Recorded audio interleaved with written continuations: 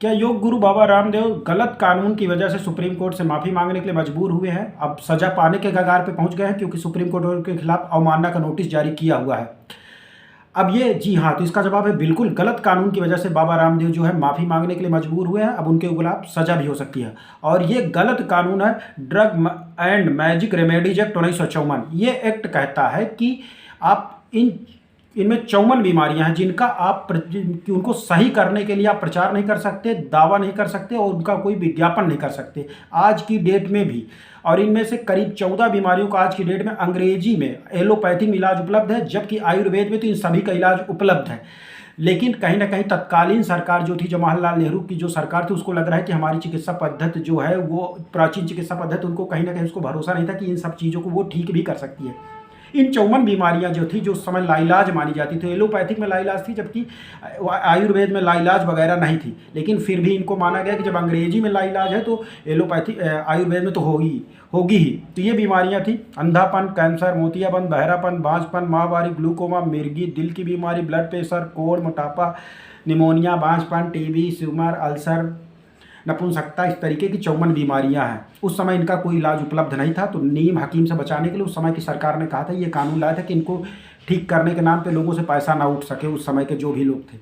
लेकिन ये कानून 1954 से तब तक चला आ रहा है, जबकि इन सारी बीमारियों का, अब बहुत सारी बीमारियों का इलाज उपलब्ध है। आयुर्वेद तो दावा करता है कि वो सारी बीमारियों का इलाज उसके पास उपलब्ध है, क्योंकि वो बीमारियों को जड़ से ठीक करने का दावा आयुर्वेद करता है, जबकि एलोपैथी जो होता है वो कहीं ना कहीं उसके सिम्टम को ही ठीक करने का दावा करता है।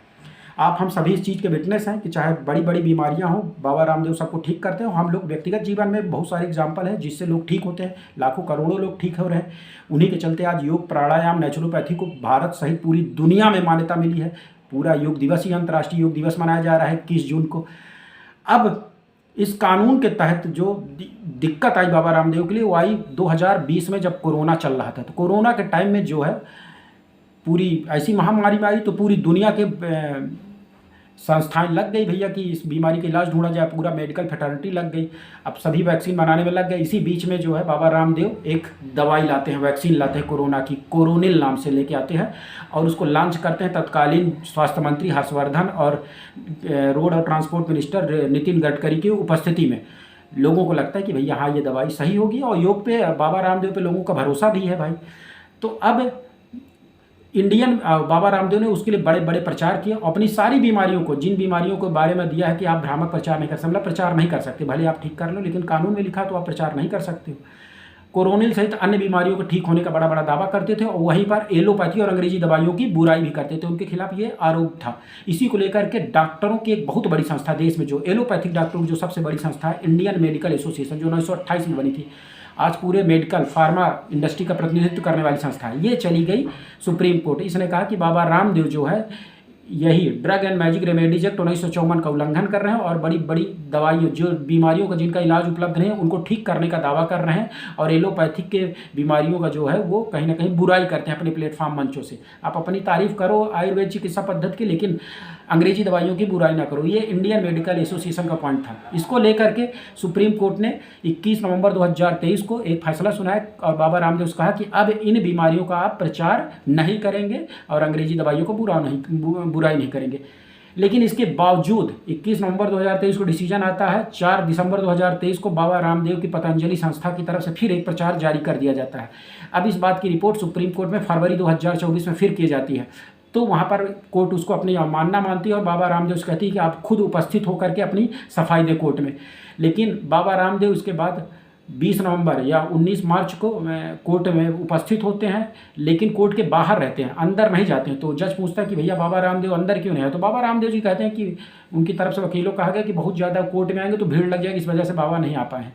अगली कोर्ट इससे बहुत नाराज़ होता है। 2 सदस्यीय पीठ थी, जस्टिस सीमा कोटली और एहसानुद्दीन अमातुल्ला, जो जो जजों की पीठ थी, वो बहुत ज़्यादा नाराज़ होती, कहती कि अगली डेट में बाबा खुद उपस्थित हों। तो बाबा फिर यही अभी कुछ दिन पहले बाबा उपस्थित हुए कोर्ट के सामने और बाबा को कहा गया कि आप सशर्त माफ़ी मांगिए, क्योंकि आपने इस कानून का उल्लंघन किया है, सुप्रीम कोर्ट के आदेश का वायलेशन किया है कि आपको कहा गया था कि आप इन चीज़ों का प्रचार नहीं कर सकते। अब बाबा आज की डेट में माफ़ी मांगने के लिए विवश हुए हैं, लेकिन कोर्ट ने उनकी माफ़ी भी मानने से इनकार कर दिया है। क्योंकि उन्हें कोर्ट का कहीं न कहीं उनकी बातों का उल्लंघन किया था। अब यहाँ पर बाबा रामदेव जो आयुर्वेद को पूरे देश दुनिया में फैला चुके हैं, करोड़ों लोगों का इलाज कर रहे हैं, उनके अपने 500 जर्नल प्रकाशित हो चुके हैं आयुर्वेदिक चिकित्सा पद्धति पे।